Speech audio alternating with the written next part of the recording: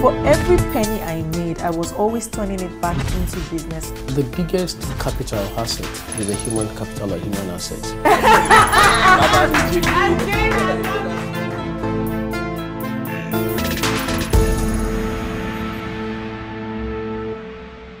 Hi, I'm Seyi Banigbe, and you're welcome to Binging with Game Changers, where we delve into the minds of people with celebrated brands and careers, so we're able to shatter the sort of ceilings they've been able to shatter and basically just do big things.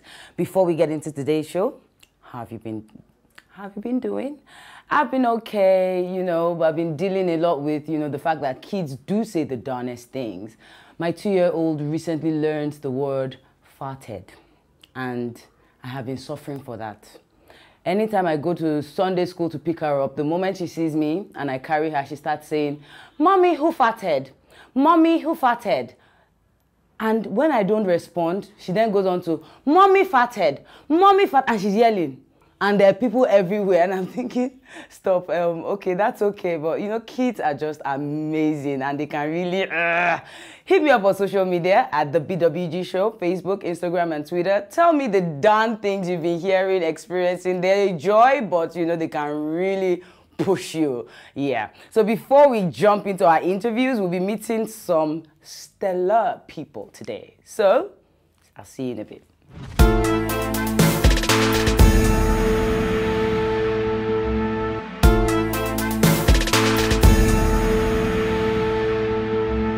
Welcome back to the show. Today we have someone who is all that and a bag of chips. Yes, we have someone who CNN has described as the stylist behind some of Nigeria's biggest celebrities. She's a fashion designer, celebrity stylist, and the dean of Nigeria's first ever school of styling. Today we have with us Jane Michael. So good to see you. Thank you for coming on. Wow, your welcome song is Tiwa Savage's all over. Yes, it interesting. Is. Thank you. Why? Tell me, is it about Tiwa Savage or the song or what? Well, both. And I like the song. I like the lyrical content of the feeling song. it at the moment. The song is sweet. It sound like the Nigerians. It's sweet. You put sugar inside that song. Yes. Yeah. Fantastic. How are you doing? I'm fine, thank I can bet you're wearing something from your label. Yes, I am. Definitely. And what's this called? This is a pajama outfit. So. Okay, and that's what's on trend, I guess. Well, the not slouchy, lazy look. Yeah, that's what they call it. I tried, right? Yeah. Nice one. Well done. Thank you. Well done. Thank you so much. I've spoken with several stylists because I run a fashion brand, as you know, Bland to Glam. I tend to relate a lot with stylists and people in the fashion industry. And a lot of times when your name is mentioned, you are more like a mentor to a lot of leaders in the industry. Thank you. You've done so much. Well done, Jane. Thank you so much. Reading up on you, you once said that you spent a chunk of your childhood living with squatting with other people. Yes. Why? Yes. We had accommodation problem for a good number of years. From Daddy, when mommy, I was everybody. 9, yes, when I was around. 9 to when I was 17. Wow. So yeah. How bad did things get for you guys?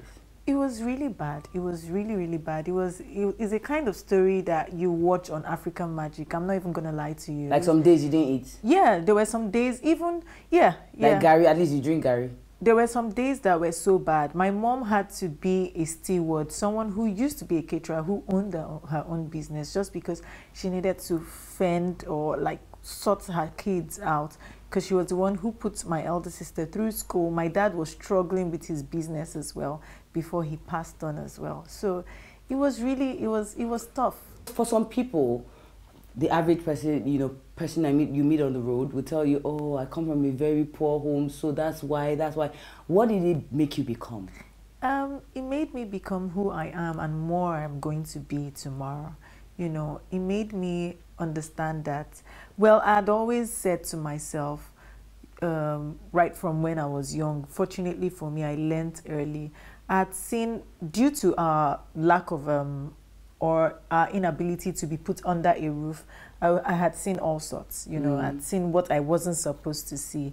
And I didn't want to live that type of life. You know, I had seen some decent people who would drive past with beautiful cars, and I wanted those cars. I wanted a happy home. So it made you detest poverty? Yes, yes, yes. I did everything I could, and I'm still doing every positive thing I can to make sure I rise above the water, because it's not even still easy, you know. But then I try to invest in the right places to make sure that I don't fall back or make the mistakes my parents made.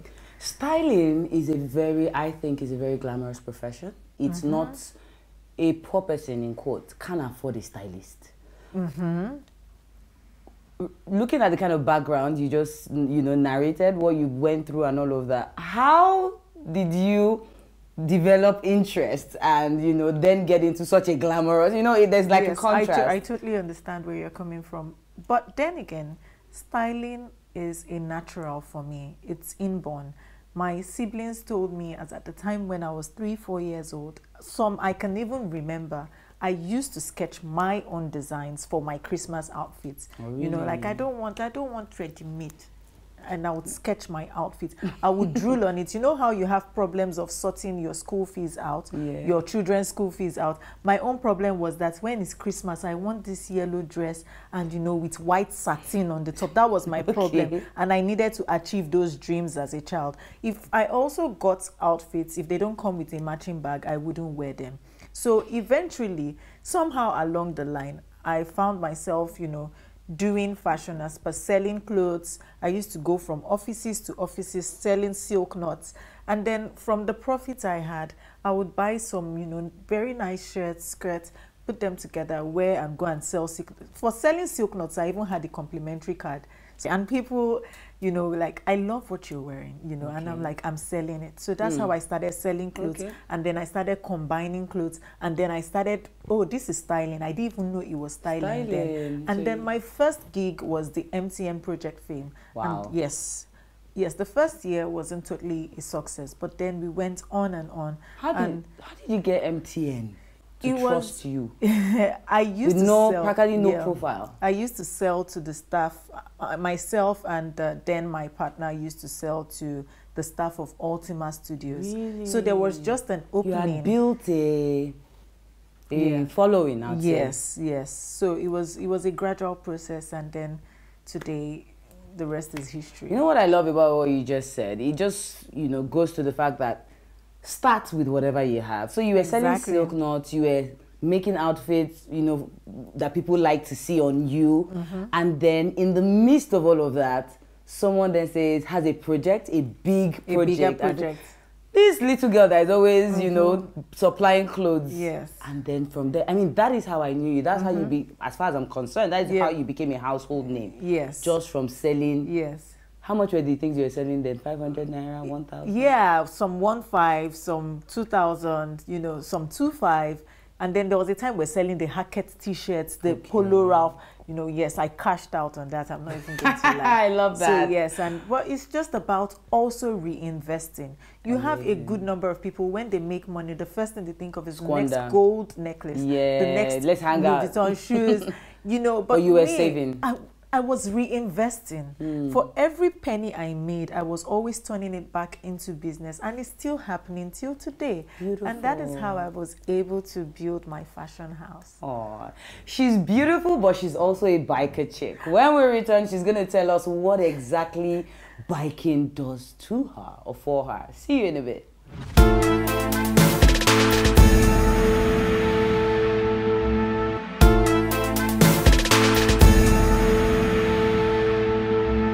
Welcome back to the show. We are still speaking with Jane Michel, who has styled almost practically every A-lister you can think of, from Wizkid to Yemi Alade to Joke Silva, and the list goes on and on and on. Hi, Jane. Hiya. I'm so excited chatting with you. Yeah, Jane, we were talking about biking before we stopped, and really, honestly, Jane, when I think of biking, it's the sweetest thing. Jane, I'm wondering why. As in, can I go all why in do people, on this? What does it do for you? That's what I'm going to ask. Why do you guys take so much? Because the machine or bike cost so much. I hear it's as expensive as cars. More expensive. More expensive. Than some cars. And it's quite risky, but you must be getting something from it for you to be so excited about it. What is it? Okay, I have this love for speed. You need to see the way I drive my truck. So imagine if I was driving a sports car. Okay. Yeah, so I have this love for speed, and I was going through a phase at that time too, and I needed to break out. I needed to rebrand. You know, I'd gotten past she's just the stylist. I used to wear braces, so I had gotten past the side of, or the stage of being just the stylist with the braces. You know, and I needed an identity, and I needed to break out from, you know, everything that was happening to me at that time. I had a very mighty downfall. Okay. So that was the next thing I could have thought of. And amazing. Guess what? Riding brought me the love of my life. Oh, now she's getting all romantic. Yeah, because we ride together. Oh, he's a biker as well. Yeah, that was so it's now what, Bonnie and Clyde, or you know, right? So that was how we got to meet. Yeah. Okay, cool stuff. So it's been beneficial, I see. Yes, yes. You had a business card at what age? At 20. Okay, age 20. Yeah. Why so early? Why did you think you had to, you know, brand yourself, brand your business? Because you were quite young. Were you still schooling then? No, I hadn't even gone through school then. Okay, you were trying to get money together, I guess. Yes, I was trying to. I was trying to move to the next level, and you know, I didn't like the situation where people would ask me, what's your number? And I'm like, 080. So what I did was, I had this friend who told me what to do. You know, he was just a very nice person who saw the drive I had, you know, and he explained some fashion, business tips, talked about stock exchange and all of that. So you had like mentors? Yes, sort of yes. He was the only mentor I had then. And that was how I started taking the business to another level. Beautiful, beautiful. Yeah. You've now evolved. Styling is, I think, is one of, as far as I'm concerned, is one of the most lucrative things in the fashion industry right now, and it's booming. It's really growing. But you've then moved a step ahead. You now have your own clothing line. Why did you set that up? Like I said earlier, I'd always been a sucker for designs, clothes, you know, and even as a stylist, I used to work with other designers that I would have to give them my own design, you know, to bring to reality. You know, sometimes they wouldn't even get it right. Sometimes I have to literally correct. I'm like, so why dash out my designs, right? Not just even dashing out, because trust me, designing is a different ballgame entirely. You know, it requires a lot of investment. I had always known that I was going to be a designer. So styling was just there to bring the money, put food on the table, sustain. So that's styling not your. That's not where. That's not your love. That's not where I am. Yes. If you see when I start designing, I just forget everything around that happens around me. You see, you know, the average Nigerian has this thing about them. So they always do what they have to do to eventually do what they want to do. That's what I hear you saying. So styling was that platform you found to make money, at least enough money to do what you really love to do, which is designing clothes. Yes. You know, it has given me it has created a different notch for me. I've been able to satisfy people's needs. You see people say, Jane, this white shirt, I've been looking for it, you know, So I'll say I'm a ladypreneur kind of designer who thinks about the African woman that works.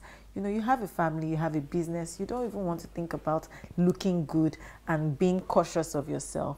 So my pieces are very, you know, particular about the African woman who works. Amazing. And I think what I love most about what you've said is that you are happy doing it. You get an amazing sense of fulfillment. And I think there's a level you get to in life that is so critical. It's now even more important than the money. Amazing, amazing, amazing. You have styled practically any and every celebrity around for their events, for videos.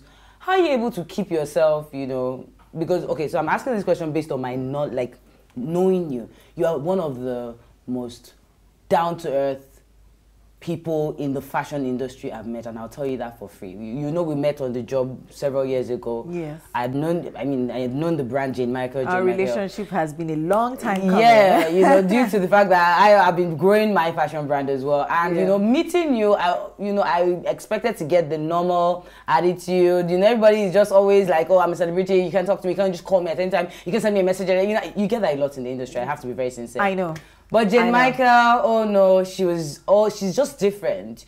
You act as though and then you finish talking to Jane Michael. Jane Michael said, thank you for calling me. Thank you for thinking of using me. Thank you for this, thank you for that. Don't let me start crying here. What keeps you that way? Because you're different. I think my past has made me to be who I am today. And to be very honest, as much as they say that I'm down to earth, I can't stand, my pet peeve is people who make me feel less of myself. Okay. I can't stand people who are rude. I can't stand it. Like, I'm even having goosebumps talking about it.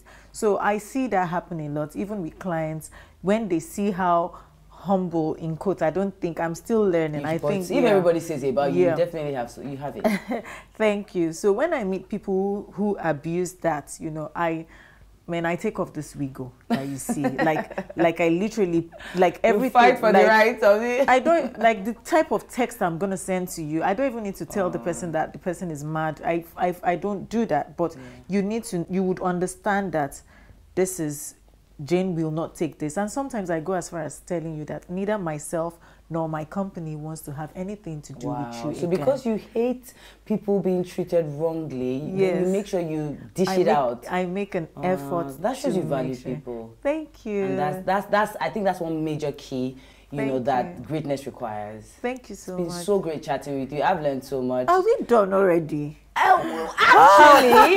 Actually, you're coming back because you're going to go head to head with our corporate game changer. Yes, you need to go exercise and get your muscles ready because it's going to be hot in here. Yeah. When we return, thank you, Jane. When we return, we'll be meeting our corporate game changer for the day. Thank you for staying with us. See you when I get back.